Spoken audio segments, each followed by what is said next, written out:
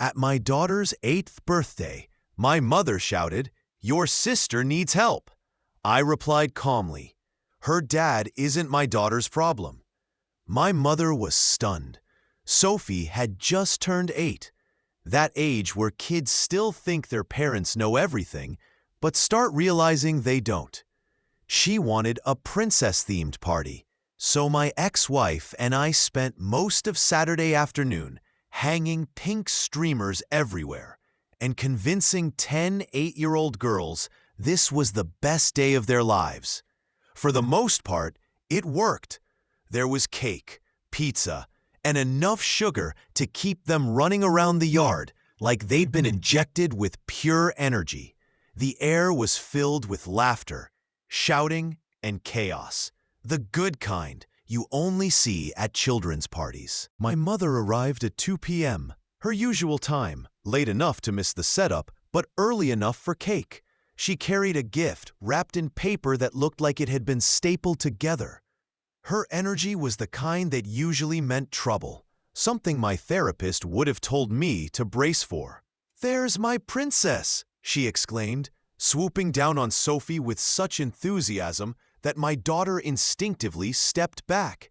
My mom hugged her tightly, almost like she was taking her hostage, then immediately began scanning the yard for something else to focus on. Across the deck, my ex-wife Rachel caught my eye. We'd been divorced 2 years, but we still shared that unspoken co-parenting signal that said, "Your mom's about to do something." I nodded. I knew it too. About 20 minutes into the party, my mom clapped her hands loudly, the universal adult signal for stop having fun. Her voice cut through the noise like a knife through the cake. "Everyone, I have an announcement." The kids froze. The adults stopped mid-conversation. There's a specific tone people use when they're about to say something big, and my mom nailed it. "I wanted to say something in front of everyone," she said, looking directly at me, "because this is a family matter, and I believe in honesty, even the hard kind." Rachel's hand brushed my arm, half warning, half reassurance. "Your Uncle Matthew's sister, my daughter Claire, is struggling financially," my mom continued, gesturing vaguely toward people who weren't even there. "She's made some mistakes, but she's family, and family helps each other." I already knew where this was going. "So I've decided to use Sophie's college fund to help Claire get out of debt. It's the right thing to do. Your niece needs help more than Sophie needs college savings right now." Rachel's grip on my arm tightened. One parent pulled out their phone, probably wondering if it was time to leave. The kids just stared, too young to process that an adult had essentially just announced she was taking money from a child in public. I sat down with my beer. "What do you mean?" I asked, my voice calm but sharp. "The account I closed last month?" Her confident expression quickly faded to confusion, then defensiveness. "What?" she asked. "The college savings account." I clarified quietly, so only the nearby adults could hear. "I closed it last month and moved the funds into a trust under Sophie's name and mine, not yours." Her face cracked like thin ice. "You don't have access to it," I interrupted. "You were never supposed to. I set up and managed the account myself. And I revoked your access 28 days ago when I noticed you hinting about rearranging family finances." "You can't just—" she began. "I already did," I said evenly. "So I'm not sure which account you thought you could take from, but it wasn't that one." My mom pulled out her phone, opened her banking app, and checked, realizing I was telling the truth. "What have you done?" she shouted. "My job as a parent," I replied, "protecting my daughter's future from anyone who thinks they have the right to make financial decisions for her." "That's her education," my mom snapped, her voice rising. "That's her future. That's my daughter, I said steadily, and it's my responsibility to make decisions for her, not you. Not because I don't trust you with money, though that's debatable, but because she's my child, and that's my role as her father. She began yelling, loud enough for every kid and parent to hear. You're being selfish. Your sister needs help. And you're being selfish. You just want to control everything. You're ungrateful for all I've done for you. Sophie's face went pale. The other kids stopped playing. Rachel stood, ready to step in, but I stayed calm. This conversation needs to happen somewhere else, I said quietly, glancing at the group of 8-year-olds now witnessing their grandmother's breakdown. I'm not leaving, my mother declared. I came to celebrate my granddaughter. And to be honest about what's happening with your sister, that's not wrong. You're right, I said. You came for those reasons, but you also came here thinking you could decide what happens with my daughter's money in front of everyone, and that I'd just agree. That assumption is the problem. She opened her mouth to reply, then shut it 3 times, like she was gasping for air. You're making a scene, she finally muttered, her tone low but angry. No, I said, you made a scene. I'm simply standing here clarifying a decision I made months ago to protect my daughter's future from being used to fix someone else's mistakes. Your sister made one mistake, my mom argued, and your granddaughter made none, I replied. So her college fund shouldn't pay for someone else's learning experience. 9 minutes later, my mother left without a word. She walked to her car, got in, and drove off, probably calling Claire to explain why her plan had failed. Rachel took Sophie inside while the other parents tried to bring the kids back into party mode. But the energy had changed. The illusion that adults always had things under control was gone, shattered in front of a yard full of 8-year-olds. I stayed on the deck, sipping my beer, trying to process what had just happened. In front of everyone, my mother had tried to take my daughter's college money to cover my sister's debts, and when she couldn't, she called me selfish. That twist was almost unbelievable. Later that evening, after the guests had gone and Sophie was asleep, Rachel and I sat on the porch with wine instead of beer. You knew she'd do that, Rachel said. I suspected, I replied.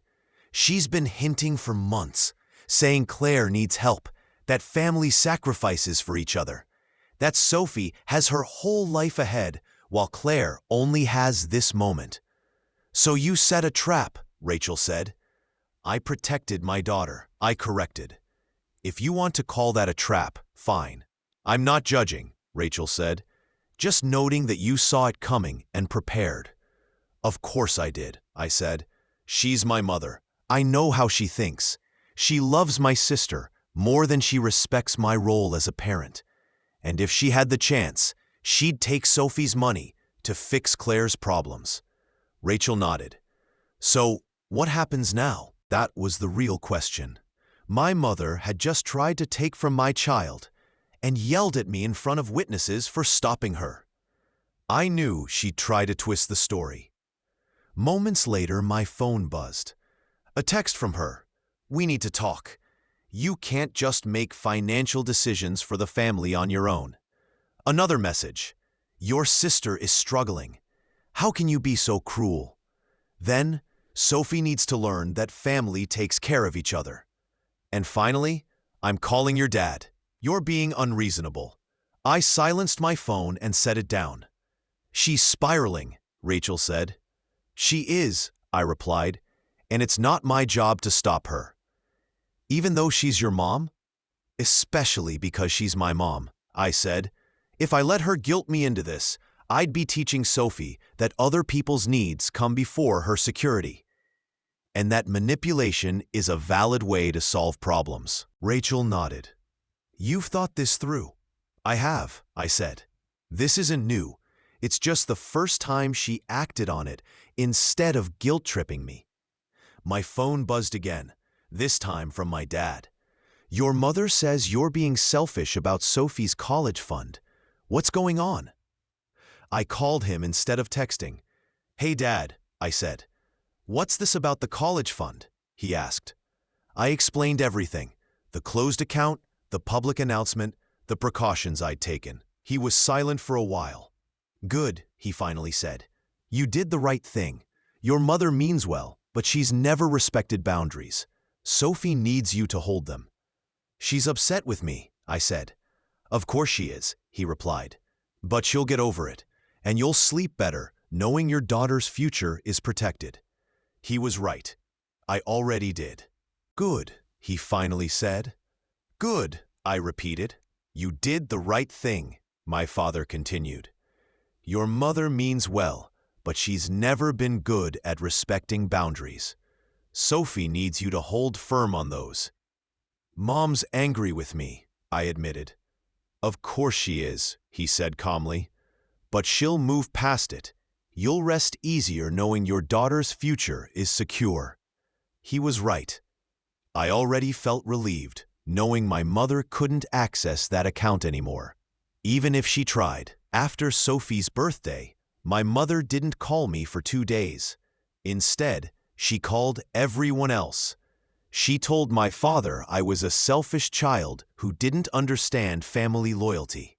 She told my sister Claire that I was trying to ruin her life by refusing to help in her time of need. My brother got a version where I was on a power trip after the divorce.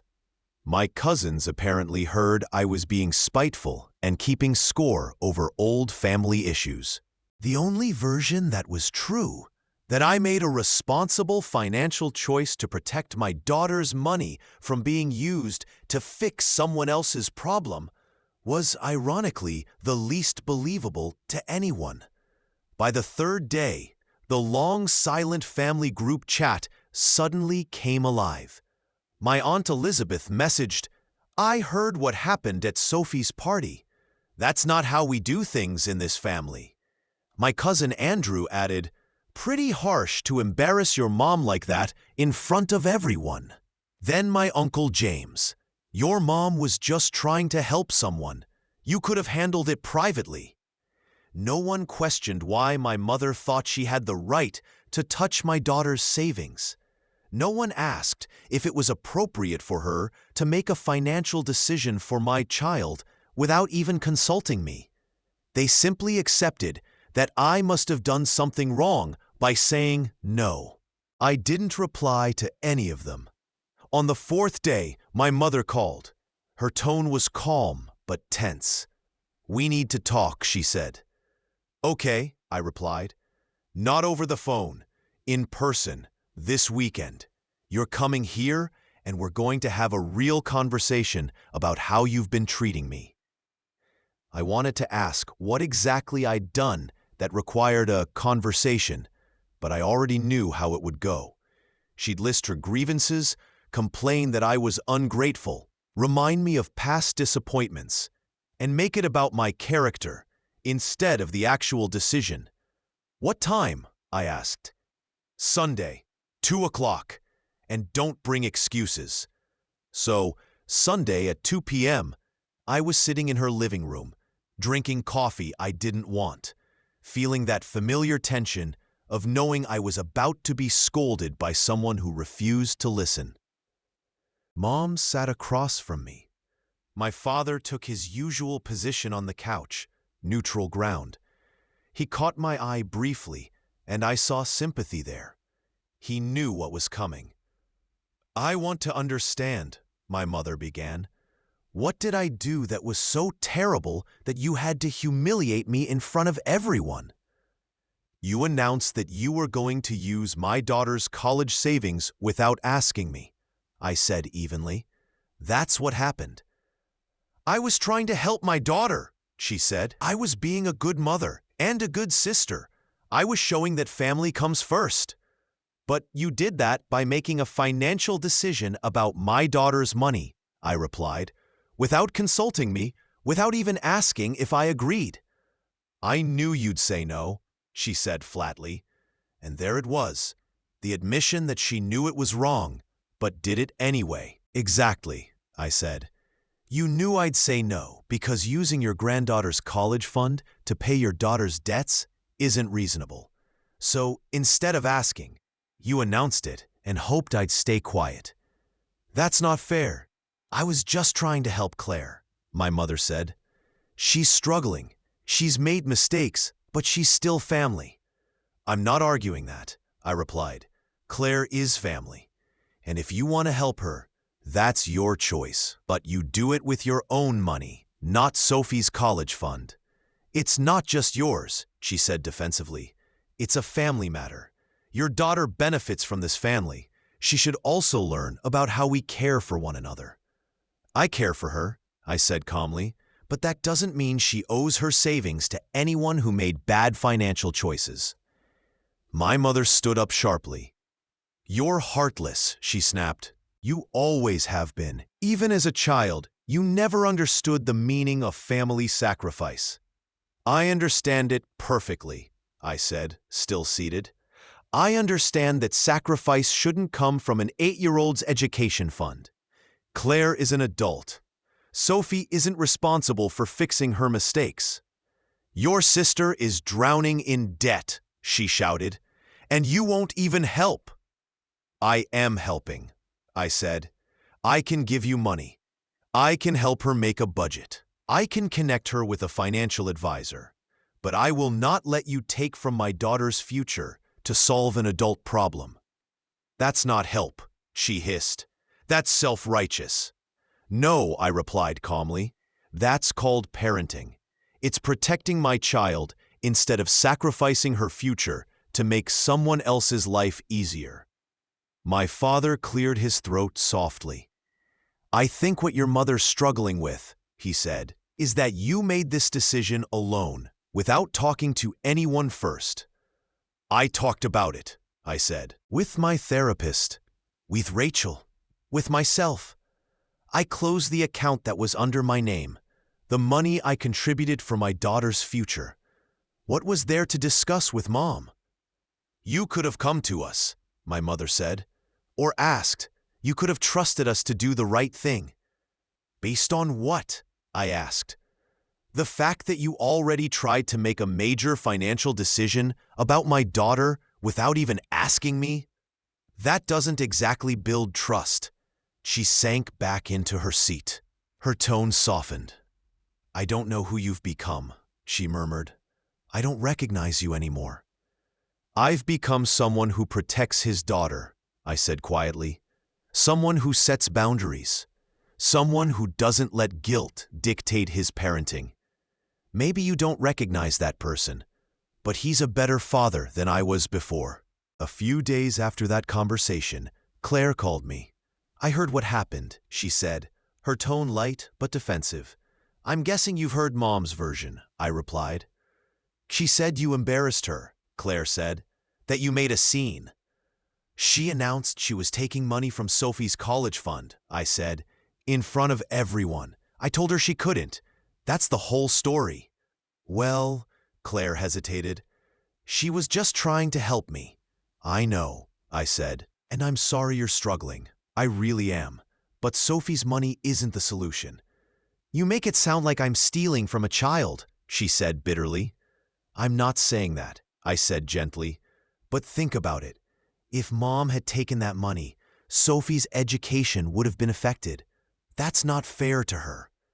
You've always been the responsible one, Claire muttered. The golden child. The one who makes the rest of us look bad. This isn't about that, I said calmly. This is about boundaries and fairness. You're my sister. I care about you. But I can't let Mom cross that line again. There was a long silence on the phone. Then she sighed. Mom's been crying, she said quietly. She says you hate her.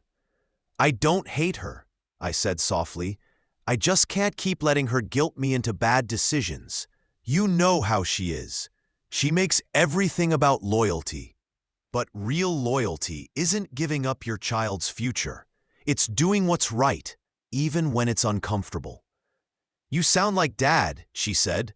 Good, I replied. He's the only one who sees both sides of this. After that, she hung up. I didn't hear from her or my mother for nearly a week. When my father called again, his tone was different. She's not angry anymore, he said. Just disappointed. She thinks you don't need her anymore. I do need her, I said, but not in the way she wants. I know, I said, but I'm willing to wait. 2 weeks passed before I saw my mother again. We were at a small family gathering, nothing dramatic, just dinner at my parents' house. The air was thick with unspoken tension, but there was also something else, something like peace. Mom greeted me with a polite smile. "Hi, sweetheart," she said. "Hi, Mom." She looked at Sophie and smiled genuinely. "You've gotten taller," she said, "and that dress, so pretty." "Thanks, Grandma," Sophie said shyly. We sat down to eat, and for the first time in a long while, there were no arguments, no guilt trips, no passive-aggressive comments. It wasn't perfect, but it was progress. Later that evening, when everyone else had gone home, Mom and I found ourselves alone in the kitchen. "I've been thinking," she said quietly. "Maybe I went too far." I stayed silent, letting her continue. "I just wanted to help Claire," she said. "I wasn't thinking about how it would make you feel." "I know," I said, "and I know you love her. But you have to understand, Sophie depends on me to make smart choices for her. I can't compromise that." She nodded slowly. "You're a good father," she said softly. "Better than I expected." That was her way of apologizing. "Thanks, Mom," I said. She smiled faintly. "Just don't shut me out, okay? I may not always get it right, but I'm trying." "I know," I said, "and I'll try too." That night, when Sophie was asleep and the house was quiet, I sat down at my desk and looked at the folder with her college savings account information. I'd locked it in my drawer the night after my mother's outburst. I thought about how easily one person's influence can shake your confidence in doing the right thing. How guilt can make you question your own judgment. But looking at that folder, I realized something important. Setting boundaries doesn't mean pushing people away. It means protecting what truly matters, even when others don't understand. And sometimes, the hardest part of growing up isn't learning to forgive others. It's learning to forgive yourself for the years you spent letting people cross the line before you finally said enough. I asked why she was calling, and Claire explained, "I've been in therapy, and my counselor helped me realize that Mom using my financial mistakes to take money from my niece isn't healthy for anyone." I felt a weight lift from my chest. "I had to declare bankruptcy," Claire continued. "It was humiliating and awful, but it taught me something important. My debt is my responsibility, not Mom's or yours." "I'm sorry you went through that," I said sincerely. "And I'm sorry I let Mom turn this into a family issue," Rachel corrected herself. "I should have told her no. I should have said, I got myself into this, and I'll get myself out. But it was easier to let her be angry with you than to face my own accountability." "You're taking responsibility now," I told her. "That's what matters." "Can Sophie still come to my birthday next month?" Rachel asked. "Or am I still banned?" I actually laughed. "Sophie can come," I said, "but you're still a little bit on the list." "Fair," Rachel said. "I'll earn my way off it." My mother, on the other hand, still hasn't forgiven me. It's been 5 months, and she continues to talk about the birthday as if it were a personal betrayal. She insists I handled it poorly and should have approached her privately. But at least she no longer tries to access Sophie's money. She's learned, through experience, that there are boundaries I won't allow her to cross. Sophie still loves her grandmother. She visits her on Saturdays and calls to talk about books and other things 8-year-olds enjoy. But she also knows that her grandmother once tried to take something meant for her, and that her father stopped it. I think that's the real lesson. Not just about family or boundaries, but about doing what's right, even when it's hard or comes at a cost. I actually laughed. 3 months after that family gathering, my mother showed up at Sophie's school. Not to pick her up or for any good reason. She appeared in the parking lot as I waited for Sophie. "We need to talk," she said through the car window. "Okay," I replied, lowering it. "But not here. Not at Sophie's school." "Then when?" she demanded. "You ignore my calls and messages. You won't come to family dinners because every time you do, I bring up how you mishandled the college fund." "Because you were wrong," I answered plainly. "You made a unilateral decision about money that wasn't yours, and you won't even admit it. That wasn't a family decision. It was about my daughter's funds. Those are two different things." "You know what your problem is?" she snapped. "You think you're smarter than everyone else. You think you're right, but you're just bitter and isolating yourself from the family because they don't support your delusions." "My delusions got a $3 million book deal and made the New York Times bestseller list," I replied calmly. "Wait, that's the other guy. I'm the one who protects his daughter's college fund, and that seems to be working out fine." "This isn't about your success," she shot back. "It's about how cold and distant you've become, how you don't value family anymore." "I do value family," I said. "I just don't value being manipulated by them. That's not the same thing." Sophie came out of school, and upon seeing my mother's car, her whole body tensed. "Hi, Grandma," she said, getting in the passenger seat, sounding far too tired for an 8-year-old. "Hi, sweetheart," my mother replied sweetly. "I was just talking to your dad about a few things." "What things?" Sophie asked, looking at me. "Nothing important," I said. "Sophie, we need to go." "Wait," my mother interrupted. "Sophie, I want you to know that I love you very much. Your dad and I disagreed about something, but that doesn't mean I don't care about you." "Mom," I warned. "I'm talking to my granddaughter," she snapped. "Sophie, sometimes adults make choices that hurt each other, and your father made a choice that hurt me. But I'm trying to understand why he thinks he was right." "He was right," Sophie said firmly. "I've never been prouder of an 8-year-old. He's my dad. That money was for me. He gets to decide what happens with it." My mother's face hardened. I started the car. "We're done here." That night, I arranged a family meeting, not in person, but over Zoom. My father, mother, sister, and brother joined. "I'm calling this meeting to set some boundaries," I began. "And I'm saying this in front of everyone, so there's no confusion." "This is ridiculous," my mother started. "Let me finish," I said. "I've tried being reasonable. I've tried explaining my choices and the reasons behind them. But it's not working because you all keep expecting me to change my mind." "We're not asking that," my father said. "You showed up at my daughter's school," I said, looking directly at my mother. "You tried to use Sophie to mediate our conflict. You told her that I hurt you by protecting her money." "That crosses a line."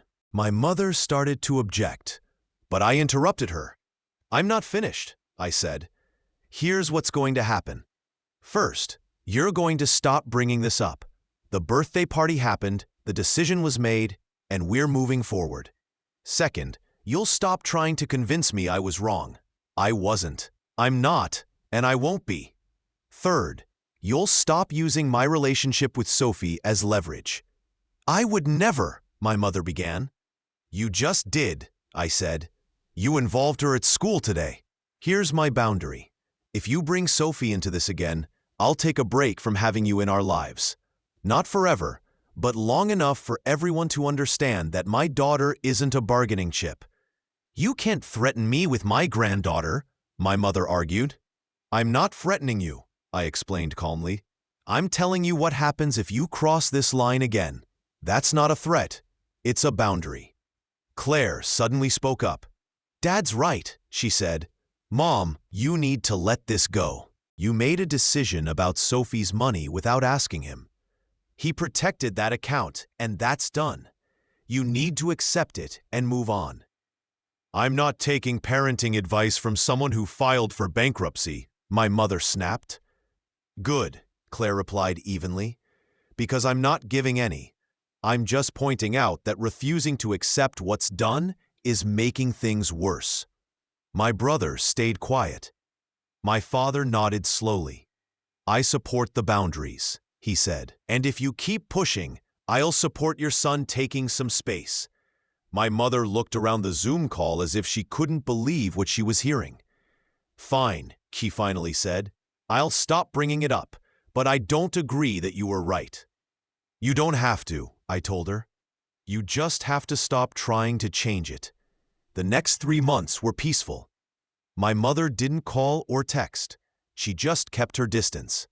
Sophie asked about her a few times, and I told her grandma was taking time to think about things. Then, during the 4th month, my mother called. I'd like to see Sophie, she said. Okay, I replied. When? This Saturday. Just the 2 of us. I want to take her to lunch. I'll need to ask Sophie if she wants to go, I told her. Why wouldn't she? My mother asked. Because you involved her in our argument, I explained. She might feel uncomfortable, so it's her choice. When I asked Sophie if she wanted to go to lunch with her grandmother, she hesitated. Is Grandma mad at me? She asked. No, I said. But she and I had a disagreement, and she said a few things that weren't very nice. I think she wants to talk to you about it. Does she want to apologize? Sophie asked. I think so, I replied, but I'm not certain. That's why I want you to decide if you'd like to go. Sophie thought about it for a while. I'll go, she said finally. But if she tries to make me feel bad about what you did, I'm going to tell her she's being weird. I laughed. That's fair. When I picked Sophie up from lunch an hour and a half later, I asked how it went. Weird, she said. Grandma apologized. She said she was sorry for trying to take my college money. She said she was worried about Aunt Claire and wasn't thinking clearly. How did that make you feel? I asked. Better, Sophie said. She also gave me a new book and told me she loves me, even when she and you disagree. I felt a calmness settle in my chest. That was kind of her, I said. She also said something strange, Sophie continued. She said you were right, that you're a good dad for protecting me. She said that? I asked, keeping my voice steady.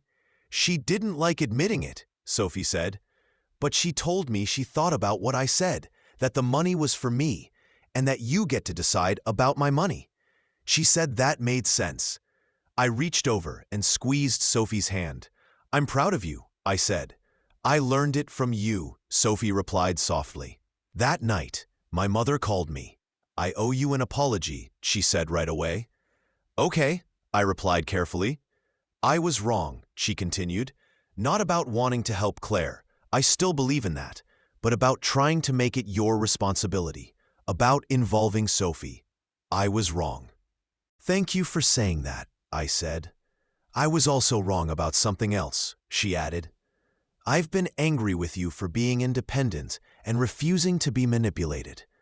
But those aren't bad traits. They're things I should be proud of. Things I raised you to be, even if I didn't realize it. I didn't interrupt. I just listened. I'm sorry, she said quietly.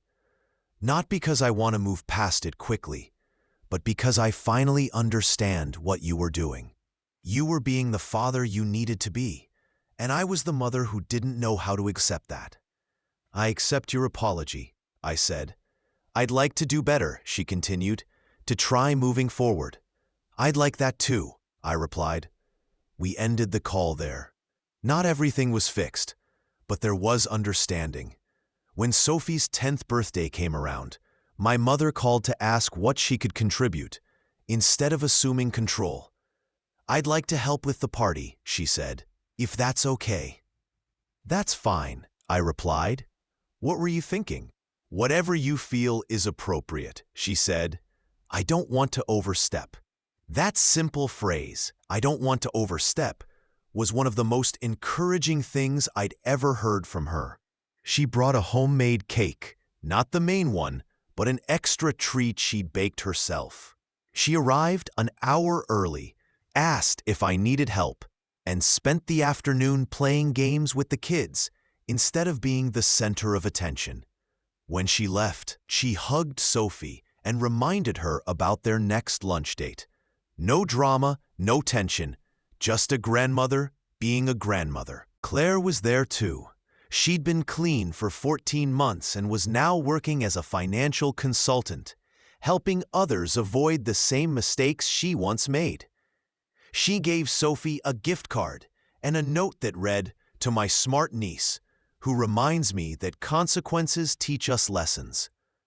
My brother and I talked about our kids, work, and ordinary things, the kind of conversations siblings have when there's no family conflict hanging over them. At one point, my father pulled me aside. "I'm proud of you," he said, "for standing firm, for not letting guilt sway you. That takes real strength." "I learned it from you," I said. He smiled. "I'm not sure I earned that, but I'll take it." Sophie's college fund is still safe and growing. She knows what happened and understands that when someone tried to take it, her father protected it. She's learned that loving your family sometimes means saying no, that defending yourself and those you care about isn't selfish, it's necessary. My mother and I still see things differently. She thinks I should be more forgiving. I think she should respect limits more. But we've found middle ground, a space where both of us can be partly right and partly wrong. That's what family really is. People who know you and stay, even without perfect harmony. People who admit when they're wrong, who say, "I'm sorry," and mean it, who learn. My mother has learned a lot this past year about respecting someone's parenting, about setting and accepting boundaries, and about what it truly means to be a grandmother. And I've learned that forgiving doesn't mean forgetting. It means choosing to move forward, even when it still hurts. Sophie's college fund remains in an account that only I control. It'll be there when she turns 18, because on her 8th birthday, I said no to someone I loved. That no didn't just protect money, it protected Sophie's sense of security. It showed her that her father will always put her well-being before family politics. It taught her that manipulation, even from someone you love, isn't acceptable. And most importantly, it showed her that protecting yourself and those you care about is something to be proud of. Last week, my mother sent me a photo. It was from a father-daughter event at Sophie's school. Sophie is holding my hand, looking up at me like I've hung the moon. I'm looking down at her like she's my whole world. My mother's message read, "This is what I see now. This is what I was trying to protect by giving you her money.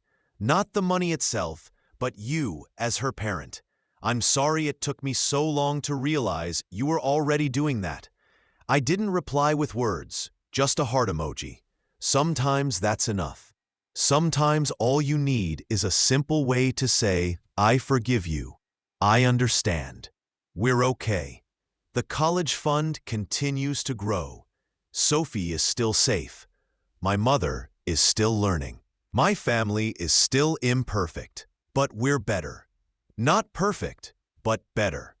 And sometimes, better is all you can hope for.